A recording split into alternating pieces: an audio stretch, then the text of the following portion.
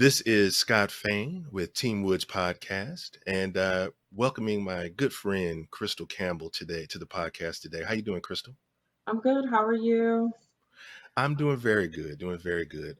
We've talked before a couple of times actually on previous podcasts, and one of the things that I don't know if anyone had listened beforehand, but you're an educator and a very educated and intelligent person, and I'm always glad to be talking with you. I also have a great sense of humor. So I wanted to talk a little bit today, just a little bit about yourself, and also a little bit about some of the health things that you're doing.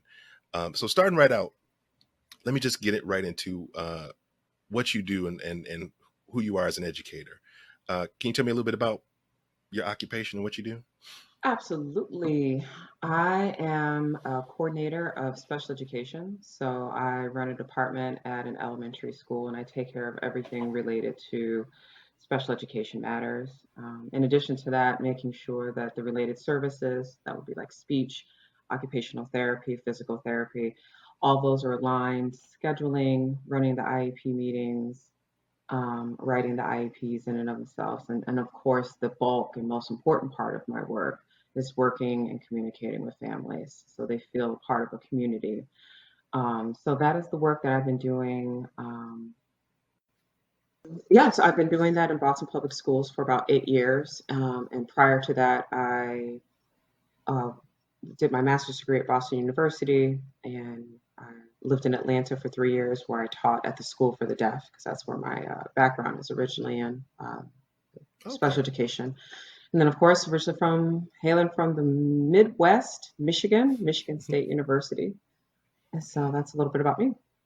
I was going to say that you had mentioned IEP when you were discussing some of your experience, and that's partially how we came to get to know each other a little bit, just in Hmm. that you helped me a lot when it Hmm. came to getting my son uh, situated. You know, he had some issues with his ADHD and just his learning and ability to focus and stuff like that. And I always appreciate how helpful you were in interpreting some of the information that we would get from the teachers so that we can make educated decisions about how to pursue with him. And you should know he graduated with like A's and B's, so that was a long time, but I appreciate that. I always will. You're Um, welcome. You're welcome. but speaking of that, who was your favorite teacher when you were coming up? Oh goodness, I'll never forget this woman. I was a pistol growing up. So K through 5, I made my teachers earn their paychecks. I was a pistol. In 6th grade, I walk into D Veda. Her real name was Dolores D Veda. She was about 6'1", 6'2". She had a mullet. She wore a fanny pack. She wore the same jeans every day, and she would layer her shirt with like a long sleeve black shirt, and then over it would be like a purple shirt or like a green shirt or a blue shirt that had our school emblem on it. She wore that every day, and she was the first woman, first teacher to I ever respected. And not only that, my mom agreed with her. So I had no out. And she actually helped temper a lot of that excitement that I had and Mm, energy I had. So she is no doubt my favorite teacher. And she's okay. probably So one of the the biggest fact that she, reasons why I became a teacher. oh, so the fact that she agreed with your mom helped No, to. my mom agreed with her. So this woman I would try to act up in her class, and she had a phone in her classroom. She would call my mother right then and there, and my mom would agree with her. So I had nowhere to go. So yeah, What was some of the things that she encouraged you to do? to try my best and to not be afraid of how smart I was. Mm, And I realized I was bored because I got it fast, so I would just act out. But she encouraged me to showcase it, so and to always try and set a high bar for myself. mm. Well, speaking and because we're still dealing with a lot of the pandemic stuff, and this is the first year. I mean, we dealt with it toward the end of the year, but this is like the first dedicated year where a lot of people are going to be teaching their kids from home. Hmm. And a lot of them have kids who, like mine, would have been in an IEP or some kind of learning situation where it's not necessarily, they don't learn the same way everybody else learns. So do you have any advice for a parent that now has to, it can't just give them to the school, they have to have deal with their kid in their selves Hmm. with all their difficulties? Yeah, I do. I would like to preface it by saying that this is going to be very intense as we move forward, especially now that we're getting ready to start the beginning of the school year. Whether teachers should go back, whether kids should go back, people who are afraid, aren't afraid, anti-mask, for vaccine. So the way I always say is it's going to be difficult for everyone. No one's going to win. It's going to be a difficult choice for everybody, but we have to think about the safety of the children. So, advice I would have for parents is a little bit of what has already been around or going around. Make sure you set up a schedule, structure, and then also being in tune with your child to know when they're getting burnt out or when they're wearing out or when they need a break. But one of the things too, I also say is to revel in the fact that you have your child home. And that's not to say in a pessimistic way, but also you can use that time to be teaching cooking skills, using that time to be teaching toileting skills or how to set up a bank account, having those real life conversations because you parents are the child's first teacher. But if I had to get something black and white, set up a structure, make sure they stay with a good sleeping schedule, eating, and snacking and things of that nature that are healthy. Teachers Pay Teachers is a wonderful resource because I know a lot of parents they don't know what to do or where to go. And Teachers Pay Teachers, you can get a full curriculum or different resources, activities, um, things that are digital and make sure that your children are really utilizing this time that they're at home to rest because that was one thing that I saw a lot of with all of my students K through 12 is that how tired the students were. They were exhausted. Hmm. So making sure that they're getting good rest. So, Okay. mhm, That's a lot of good advice. I've got a junior going into excuse me, a sophomore going into high school right now, mhm, and she's a night owl, little like me, but she also likes to, well, she doesn't like to rise early. She's still a night owl, mhm. so it's just a matter of getting her down Yeah. and making sure she takes, gets to sleep and Mhm. gets that kind of thing you're talking about, rest and good eating. Yes. Yes. Yeah. So as you were coming up and you have your different dreams and stuff, I'm assuming you had a dream of being a an educator or a teacher at some point. Did you share those types of dreams and everything with your family, or did you have to keep that stuff to yourself? No, I was able to share that with my family. I knew that I was going to move into the field of education probably about seventh or eighth grade. And when I began to learn and be introduced to the world of deaf education, that took it to a whole nother level. And that was my passion, and that was my goal for many, many years. Um, I actually started at Eastern Michigan University in the hearing impaired program and transferred to Michigan State for a different program that was also in deaf education. My parents were always very supportive of that, very happy that I had a chosen field, something that would give back to the community and build the community. It's something that's stable because no matter what has happened in education, education will always kind of be stable, you know. Yeah. So that's also nice. So So I I'm have assuming you experience. speak sign language. Speak sign language. Yes, you speak with your hands. I take nothing back. Yeah, yeah, yeah. I do. I do know sign language. I had to take multiple years of it, and then when I worked at the school for the deaf, it was purely ASL. ASL, total communication. There's pidgin sign language. There's different varieties, and then of course culturally, and then being from the Midwest to living in Atlanta, there's different signs, regionals.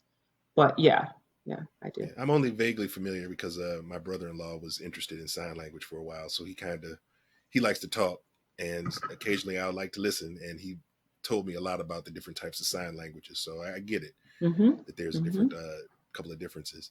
Um, what's your overall goal for finishing out the year yourself, 2020? Personally, Mm-hmm. I've set some great personal goals for myself. Um, and I've set this to a few people, multiple staff, and things of that nature.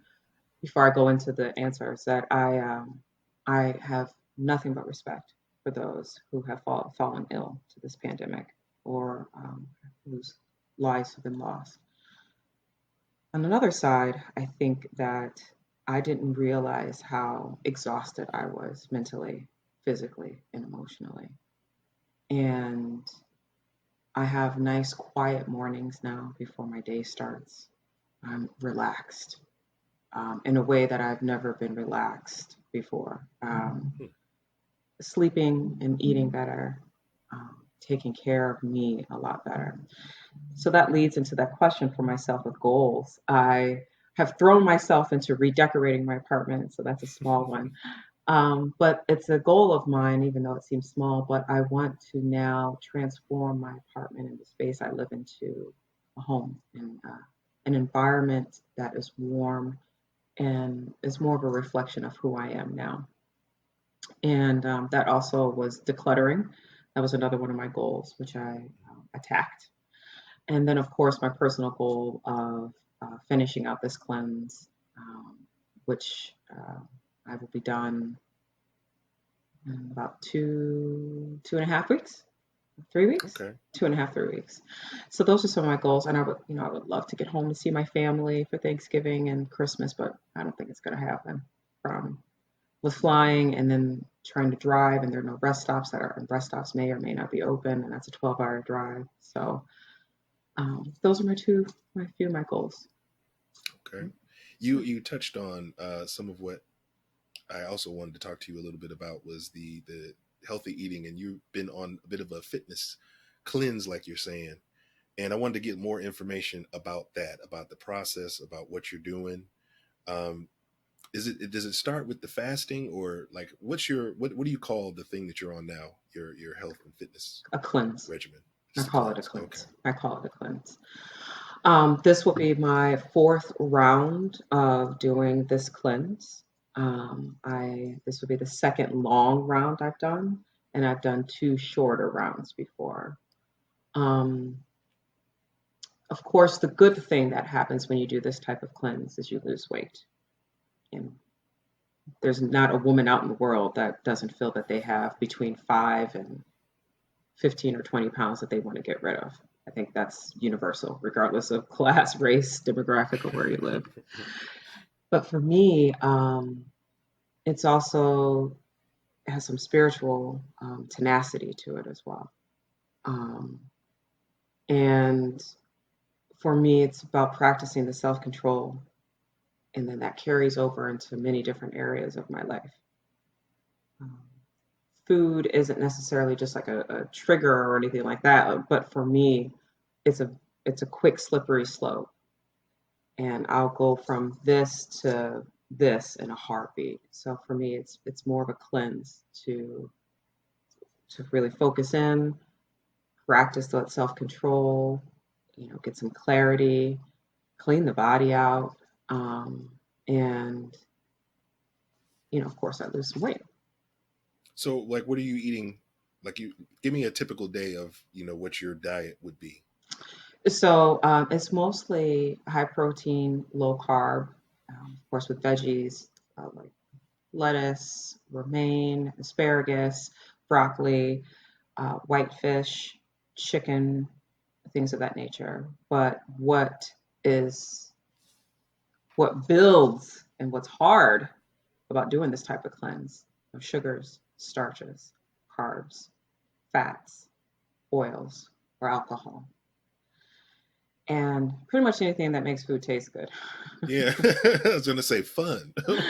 Right. All the However, fun stuff you're all the describing. fun. Go ahead. However, I was very strict in doing very well from the Hmm. pandemic till about the middle of July, and then I don't want to say I lost it, but I let it rip.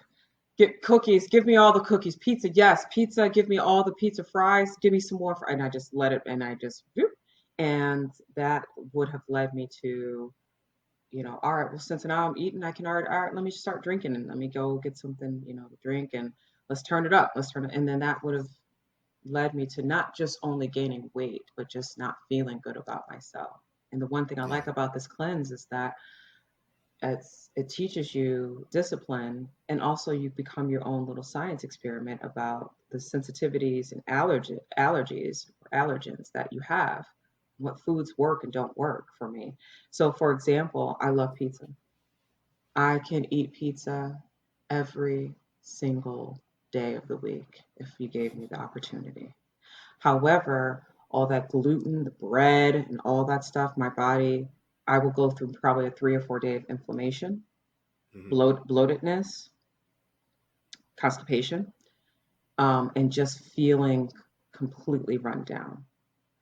And then on the flip side of that, I was able to figure out that popcorn or corn or any of that kind of starch also is a heavy weight gain for me too.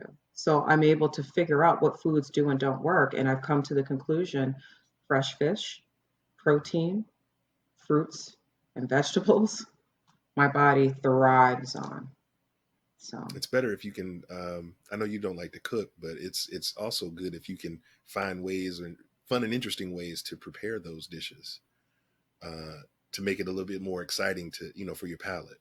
hmm, I agree. I think that was a little bit of the reason why I let it rip probably in the middle of July because I got into such a lather, rinse, repeat habit. But one of the things too that I've found for myself that works, and you're correct, for me is Hmm. shopping on the outside of the supermarket. That old adage, I shop on the outside. I very rarely go to the inside of the store where it's all processed. So everything in my refrigerator is always fresh. And I made it a point to always have fresh fruits.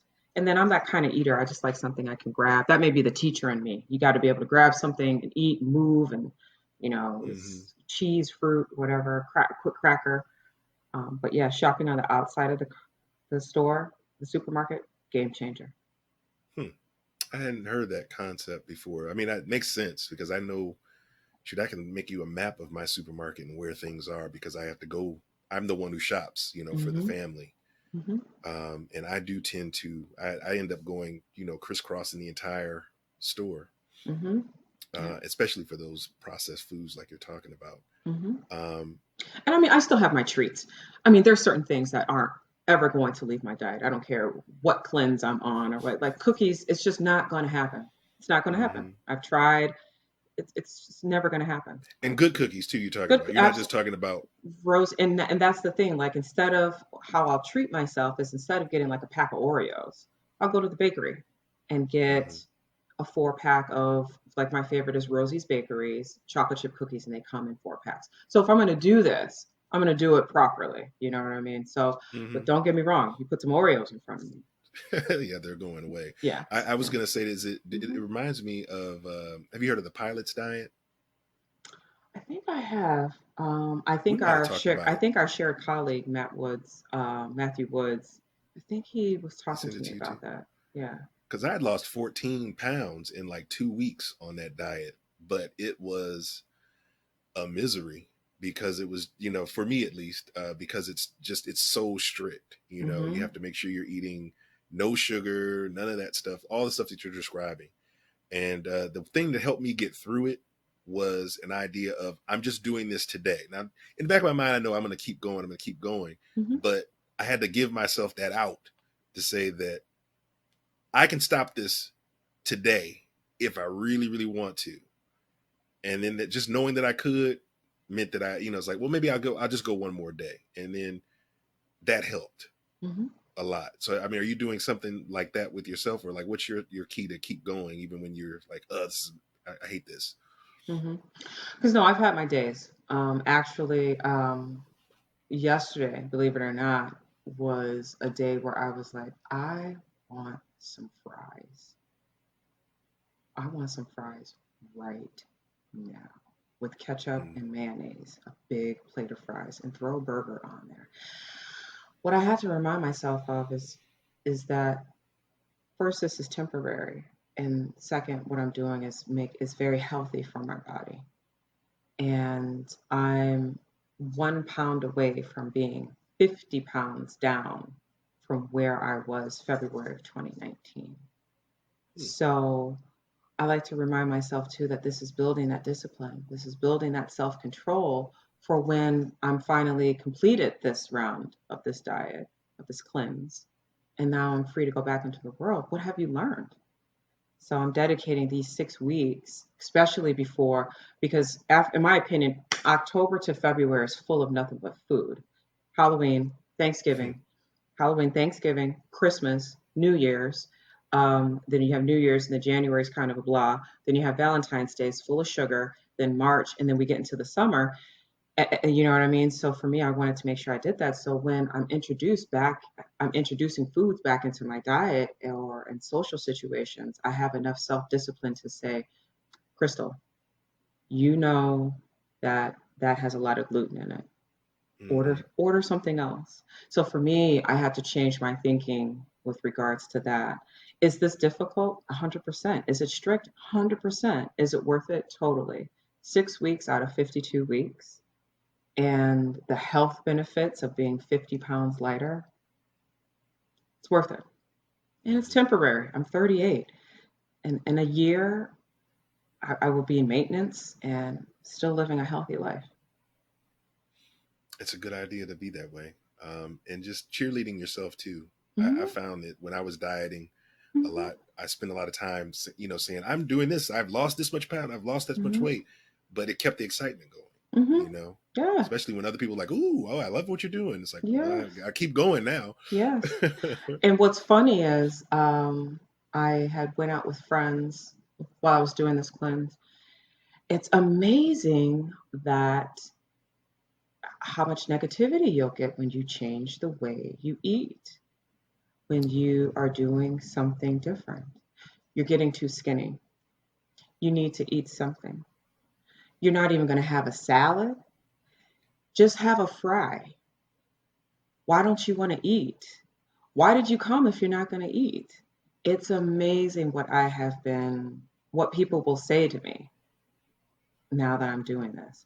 I think the funniest one is, you're getting too skinny. I think that's the most interesting one that I've gotten. Or people who essentially try to sabotage it. Just have a salad, Crystal, Hmm. instead of supporting the fact that no, I'm just going to have a Pellegrino with my stevia to sweeten it because I don't drink pop anymore. And that's that. Yeah, I don't drink pop or soda. I used to be addicted to Coca Cola and Sprite, addicted. Hmm. So, I gave that up too. hmm, The, game changer. my sweetest drink these days, I still have some sugar drinks. Don't get me wrong. I'm not all Yeah, high, yeah. but I'll have like my drink lemonade is or something. Yeah. tonic water, diet tonic water. Mm-hmm. I love it. Mm-hmm. It has a sweetness. It's almost like pop. I found out that regular tonic water is almost sugared like a pop, but Mm-hmm. diet tonic water is like my when I feel like drinking a pop, Mm-hmm. and then I'll just end up drinking milk or water or just something light Mm-hmm. Yeah. without a lot of sugar. You know. Yeah. I'm thinking too, I've Um, also eliminated dairy, but one option I would tell you is to try and look for Izzy, Izze. It's like organic sugar, not sugar free, but it's like it comes in like pomegranate, blackberry, I and think apple. I And think they sell that at Chipotle or something, don't they? yep, those are exactly it. And not Trader Joe's, Whole Foods has something like that too. Oh gosh, I can't think of the name, but I get those all the time. They're great. So, yeah, I but I try know that. you're I a usually progression. do. Hmm? I do the ice. I thought I had one sitting next to me. One of those slim bottles. They're non Mm-hmm.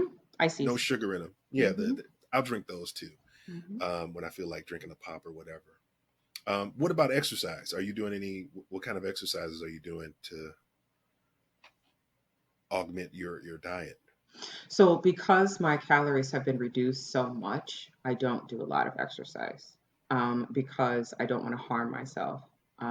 Because I'm that kind of go go go go go go go go go all or nothing mentality. However, I do some stretching.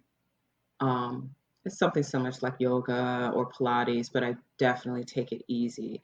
However, this round I'm doing differently because I'll be following a structured plan when I transition off from this with Mm. reintroducing foods, as well as a structured plan for workout as well, working So out. where'd you get the plan? That you created that yourself, or are A you lot of offering it research to someone? online, a lot of research online. So I kind of Mm. pulled from here and there, um, um, and knowing my sensitivities, knowing my triggers, and pulled from here and there. And then also hiring someone to help with food prep.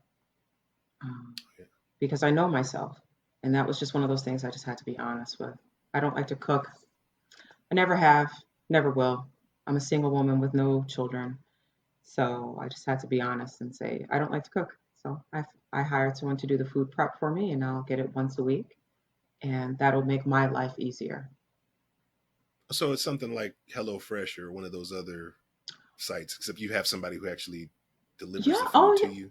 Oh, yeah. So no, I actually met her through my professional organizer.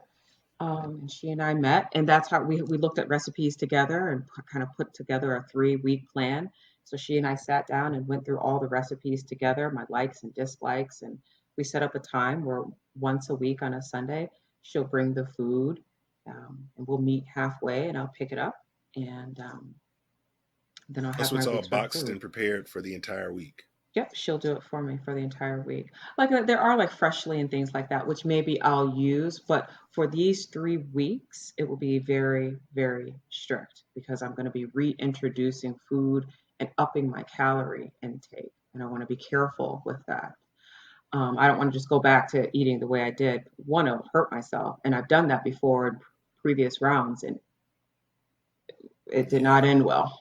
So, yeah. I had a better experience than you sounded, but I did have that too. I think I got off the pilot's diet one time and immediately had a hamburger because just the dam broke, and I oh, think within oh a yeah. half hour my stomach's like, "Rrr."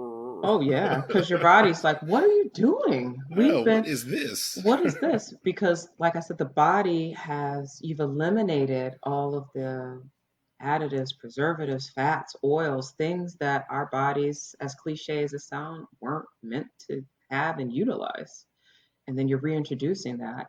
And I went out guns blazing. I mean, I went to a steakhouse and had a 3 course meal plus dessert and a couple of drinks.